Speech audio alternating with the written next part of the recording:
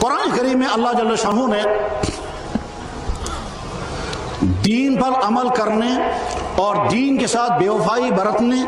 کے جو نتائج بیان فرمائے ہیں، ان نتائج میں سے ایک نتیجہ کہ جب کسی جگہ کے مسلمان دین پر عمل نہ کریں تو یا تو آسمان سے بلائیں آئیں گی یا زمین سے بلائیں آئیں گی، یا ایسے ظالم ان پر مسلط ہو جائیں گے جو ظالم آگے چل کر ان کو دین پر عمل نہیں کرنے دیں گے۔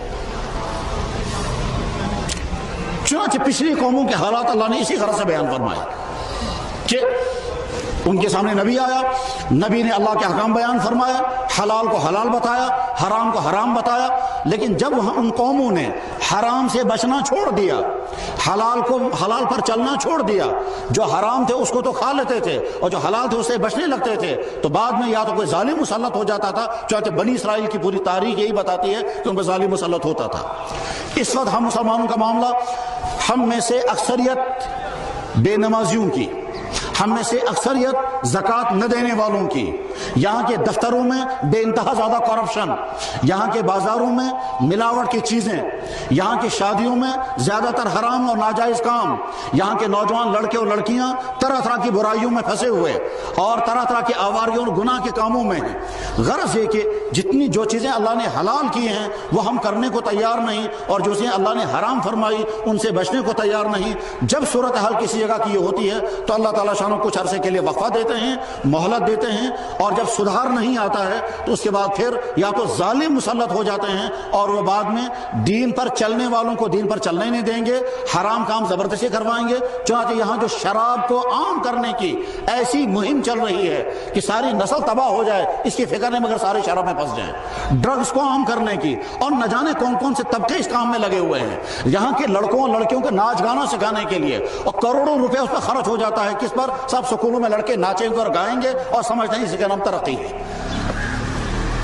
اور نادان مسلمان یہ بھی نہیں سمجھتے کہ ہمارے لڑکوں لڑکیوں کو کیا سکھایا جا رہا ہے۔ دنیا کی قومیں ترقی پاتی ہیں علم کی بنیاد پر، تعلیم حاصل کرنے کی بنیاد پر، اور یہاں سبق پڑھایا جا رہا ہے کیا کہ صاحب تمہارے بچے ناچیں گے اور گائیں گے اور ان کو ہم ایوارڈ دیں گے اور وہ بھی تمہارا ہی پیسہ ہوگا، اور وہ ایوارڈ دے کر ان کو۔ یہ جو صورتحال ہے، اس صورتحال میں ہم مسلمانوں کو سمجھنا کہ ہم اپنے اسلام کو سیکھیں گے،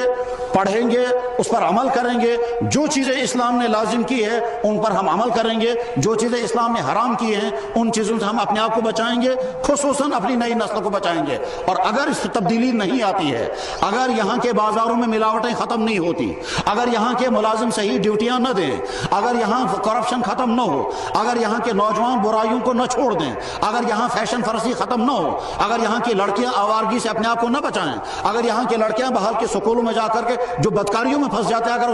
اگر اس سے پرہیز شروع نہ ہوا تو میرے بھائیوں آگے حالات اس سے خطرناک آ سکتے ہیں، سیلاب اس سے بھیانک آ سکتا ہے، ساری قوم مٹ سکتی ہے، زلزلے اس سے خطرناک آ سکتے ہیں، ایک بھی نفس باقی نہیں بچے گا۔ ہم انشاءاللہ عہد کر کے اٹھیں گے کہ ہم اسلام پر قائم رہیں گے، اسلام کو سیکھیں گے، اس پر عمل کریں گے، اور جو جو اسلام نے ہمارے لیے حلال کیا اس کو حلال مانیں گے، اور جو اللہ نے حرام کیا اسے حرام سے بچیں گے، اور جو ہمیں کرنا ہے وہ ہم کریں گے۔ دوسرے مذہبوں کی توہین، دوسرے مذہبوں کے دماغ مداخلت اسلام ہمیں نہیں سکھاتا۔ حضرت عمر بن خطاب رضی اللہ تعالیٰ عنہ اتنا جری مزاج، اتنا سخت مزاج کہ اللہ کے نبی نے فرمایا تھا اشدہم فی امر اللہ عمر، اللہ کے معاملے میں عمر سے زیادہ سخت کوئی بھی نہیں۔ یہ عمر بن خطاب رضی اللہ امیر المومنین ہیں اور آدھی دنیا پر ان حکومت چل رہی ہے۔ ان کے گھر میں ایک نوکر تھا، غلام، جو عیسائی تھا۔ حضرت عمر بن خطاب رضی اللہ عنہ سے کہتے تھے تم اسلام قبول کرو، وہ کہتا تھا نہیں میں اسلام قبول نہیں کروں گا۔ حضرت عمر بن خطاب رضی اللہ تعالیٰ عنہ اس پر جبر کر سکتے تھے مگر کبھی جبر نہیں کیا۔ چنانچہ اخیر عمر تک وہ صرف سمجھاتے رہے اسلام قبول کرو، وہ اسلام قبول نہیں کرتا تھا، آپ نے کوئی جبر اس پر نہیں کیا۔ اسلام کا اعلان ہے لا اکراہ فی الدین، کسی انسان کو جبرن اسلام قبول نہیں کرایا جائے گا۔ دھوکہ دیتے ہیں جو لوگ یہ کہتے ہیں اسلام تلوار سے پھیلا ہے، اگر اسلام تلوار سے پھیلا ہوتا تو 800 سال تک ہندوستان پر مسلمانوں نے حکومت کی ہے، کس ہندو پر تلوار چلائی گئی؟ یہاں کشمیر میں 250 سال تک مسلمانوں کی حکومت رہی ہے، شاہ میر دور حکومت، کس کس ہندو پر تلوار چلائی گئی کہ تم جبر مسلمان بنا. اور اگر کسی کو جبرن مسلمان بنایا جائے اسلام اس کو مسلمان مانتا ہی نہیں ہے, کیونکہ اسلام نام ہے دل کے ماننے کا, تصدیق قلبی کا, اور جب دل سے انسان اسلام قبول کرے گا تب وہ مسلمان مانتا ہے. تو جیسے اسلام دوسروں کے مذہبی جبر کا قائل نہیں, اسی طرح سے دوسروں کی جبر کو بھی اسلام قبول نہیں کرتا ہے. اللہ جل شانہ اس اسلام کے ساتھ ہم کو وفاداری, اس اسلام کو پڑھنے, اس پر عمل کرنے اور اپنے گھروں, اپنے بازاروں, اپنے دفتروں میں اس اسلام کو نافذ کرنے کی توفیق عطا فرمائے. وآخر دعوانا ان الحمد للہ رب العالمین برحمتک یا ارحم الراحمین, آمین.